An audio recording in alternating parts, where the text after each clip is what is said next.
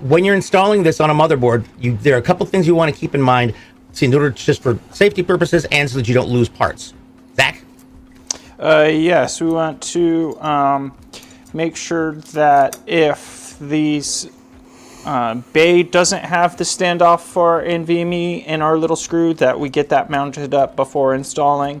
And then just like our memory modulars and our processor, they can only sit in the bay one way, so we want to make sure that we install them the proper direction as well.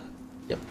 And when you're doing that, also you've got these. If you have a board that has a heat sink on it, make sure you're pulling that heat sink sticker off, because it's not going to do much good if you leave the plastic in place.